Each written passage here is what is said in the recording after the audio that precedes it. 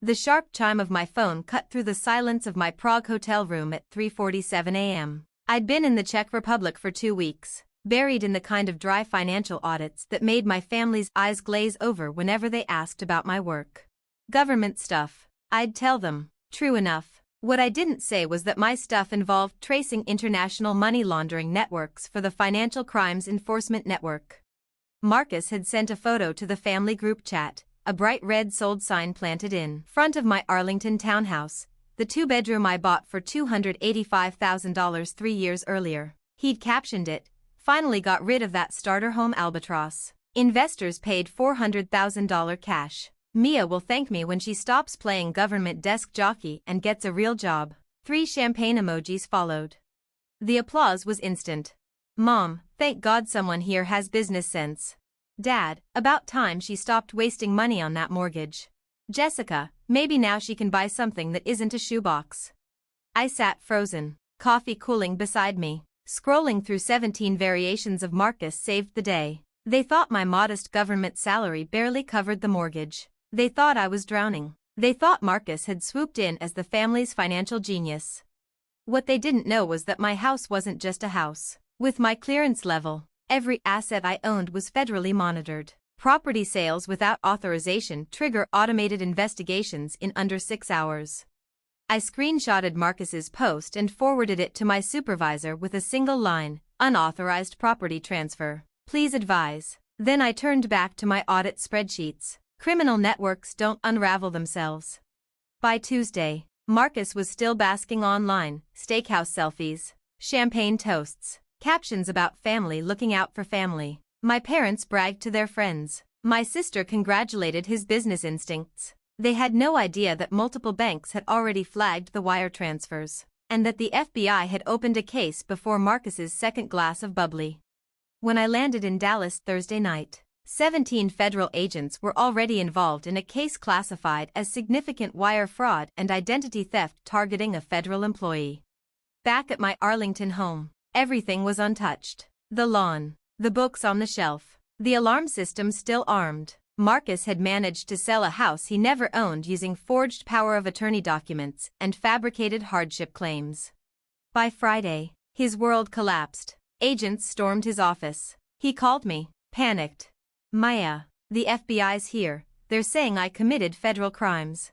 "Must be a paperwork error," I said, sipping coffee. "Government bureaucracy. You know how it is." Mom rang next, her voice trembling. "They arrested Marcus in front of clients. Maya, they're saying he forged documents." "That can't be right, he was helping you." "These things usually work themselves out," I told her. Dad called soon after, furious. "What kind of job do you have that gets your brother arrested for selling your house?" By afternoon, the family chat was chaos, Jessica begging for a defense lawyer, Mom sharing sentencing guidelines for wire fraud, Dad railing about government overreach. I replied once, "Federal agencies don't arrest people without evidence." The next morning, my parents showed up on my porch. Dad barged in, red-faced, Mom clutching her purse like a shield. "Your brother's facing 7 years in prison," Dad shouted. "The lawyer says they have recordings, forged documents, bank transfers. What is going on?" I sat back in my chair, the same chair where I usually dissect international crime networks, and asked evenly, "What did Marcus tell the FBI?" Mom's voice cracked. "He told them the truth, that you couldn't afford your mortgage, that he was helping his sister who was drowning on a government salary." I raised my coffee. "And what proof did he give them that I couldn't afford my mortgage?" Silence. Dad's face darkened. Mom blinked through tears. The same family that had mocked my boring desk job was finally starting to realize they didn't understand it at all. I nodded slowly. "Did Marcus also mention that he never asked me before selling my house? Or that he forged a power of attorney and fabricated hardship claims to justify the transfer?" Dad's voice rose, sharp with authority he assumed still carried weight. "He was protecting you from making a hard choice. Family takes care of family." "Interesting," I said evenly, because according to the FBI, what he actually committed was identity theft, wire fraud, and illegal transfer of federally monitored property, all felonies. Mom's whisper cracked in the quiet. "Federal monitored property? What does that even mean?" I set my mug down and really looked at them, Dad in his golf polo, Mom in her church dress, both clinging to the fantasy that Marcus was a hero instead of a felon. When you work for the Financial Crimes Enforcement Network with Level 3 clearance, I explained, every asset you own is monitored. My house, my accounts, my investments, everything. To prevent compromise, to prevent coercion. Dad's mouth worked silently. Marcus's forged documents triggered automatic investigation within 6 hours. I continued. The wires flagged suspicious activity reports at 3 banks. The FBI opened a case Tuesday morning. Mom blinked. But you said you just do paperwork, government desk work. I analyze money laundering networks across 17 countries. I replied. I help build cases against cartels and criminal syndicates moving billions. Paperwork. Yes. The kind that topples empires. The silence was long enough for my coffee to go cold. The house isn't a starter home, I added. It's a secure residence while I travel 8 months a year. I bought it 3 years ago for cash. No mortgage. No debt. Dad collapsed onto the couch. Cash? $285,000. Paid in full. Registered as federally monitored property. I let that hang in the air. So Marcus didn't just steal from his sister. He forged documents against federal assets. Mom wiped at trembling tears. We thought you were struggling. You drive that old Honda. You shop at discount stores. You never talk about money. Operational security, I said gently. We live modestly to avoid attention. No flashy displays. No financial chatter. Dad's eyes darted around the room, finally noticing the high-grade systems he'd mistaken for consumer gadgets, the reinforced windows, the layered alarms, the disguised comms hub. How much do you actually make? He asked quietly. Enough, I said. Enough to own this home outright, to maintain investments larger than Marcus's business, and to live comfortably while doing work that matters. My phone buzzed, a text from Janet Morrison. Arraignment set Monday. 3 felony counts, identity theft, wire fraud, federal property violations, sentencing guidelines, 4 to 7 years. I turned the screen toward my parents. Mom inhaled sharply. 7 years. Mandatory minimums, I explained. Wire fraud over $250,000. Identity theft. Crimes against federal property. Consecutive sentences. Dad's voice cracked. Can't you do something? Call someone? I did, I said. Tuesday morning, I forwarded Marcus's group chat confession to my supervisor, as required by protocol. Mom frowned through her tears. Confession? I scrolled back and read Marcus's post aloud. Sold your cute little house. Got rid of that albatross. $400,000 cash. Mia will thank me when she quits her government desk job. Those words alone prove unauthorized transfer, fraudulent justification, and intent. I said, add forged documents and wires, and the case is airtight. The room was heavy with silence, broken only by a neighbor's lawnmower humming outside, ordinary life against the backdrop of federal prosecution. What happens now? Dad finally asked. Marcus will be arraigned Monday. His lawyer will likely push for a plea bargain. He'll still face prison, fines, and restitution.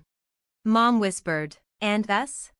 I stood, refilling my mug. You learn that dismissing someone's life doesn't give you the right to commit crimes against them. And you learn that federal employees aren't playing desk jockey. We're safeguarding systems bigger than this family could imagine.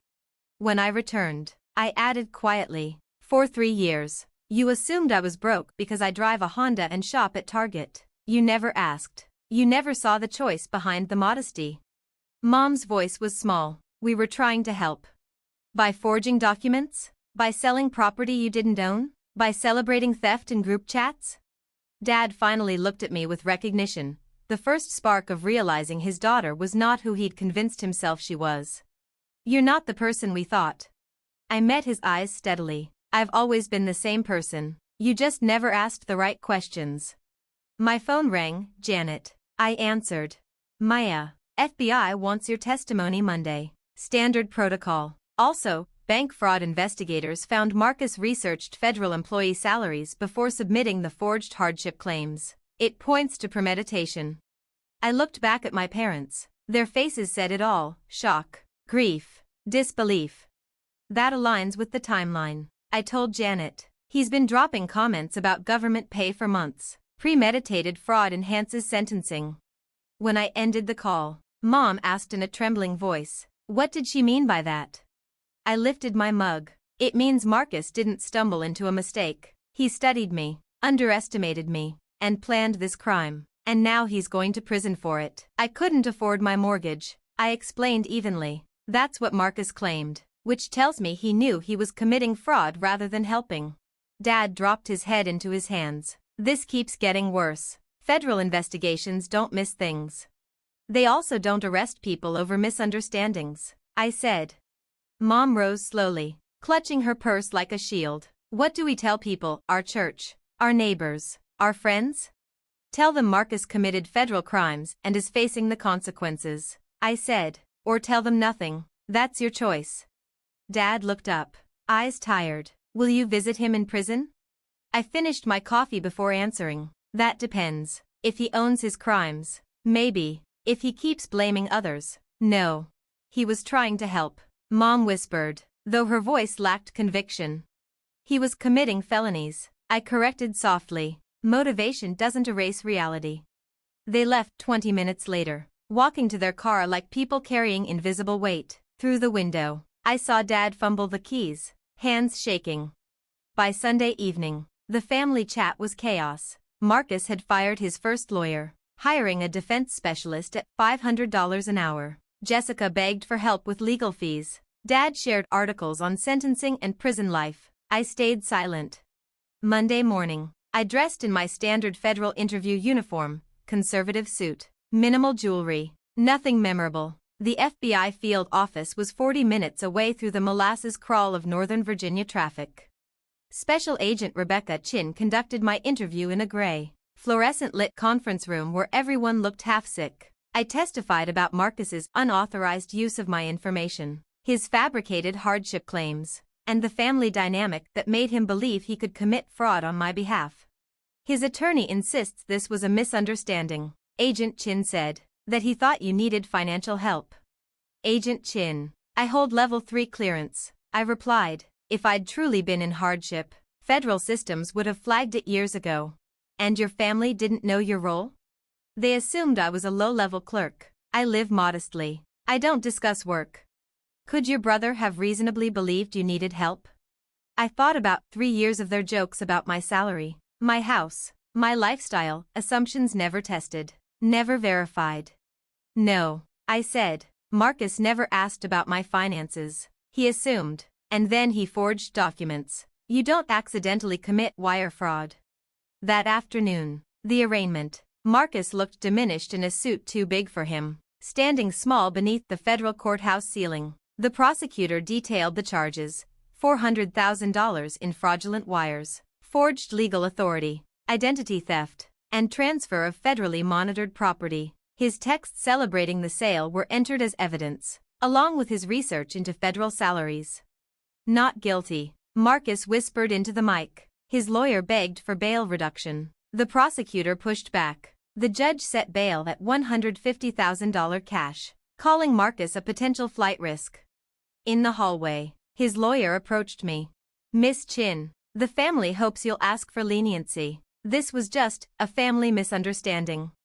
Your client committed 3 felonies based on assumptions he never bothered to check." I said, "That's not misunderstanding, that's fraud." "He was trying to help family. He was stealing from family," I corrected, "without consent, without authority." "Would you provide a character statement?" "I'll provide the truth, nothing more." 6 weeks later, Marcus pled guilty to 2 charges, wire fraud and identity theft, in exchange for 4 years and restitution. The minimums couldn't be negotiated away. At sentencing, we gathered in the gallery like mourners. Mom cried silently. Dad stared forward, hollow-eyed. When called, I gave my statement. "Your Honor, the defendant forged documents and fabricated hardship claims based on assumptions about my life. His actions endangered my clearance, my career, and national security protocols that protect classified intelligence. This wasn't about helping, it was about arrogance." The judge delivered 4 years and 2 months in prison plus $425,000 restitution. Minimum security, Pennsylvania. Eligible for early release in 3 years. Outside, in the parking lot, the family drifted together in stunned silence. 4 years, Mom murmured, for trying to help. No, I said gently. 4 years for federal crimes. Intent doesn't erase consequence. Dad's eyes flicked to me, caught between fear and respect. We never really knew you, did we? You knew exactly what I told you, I replied. You just decided it wasn't enough to believe.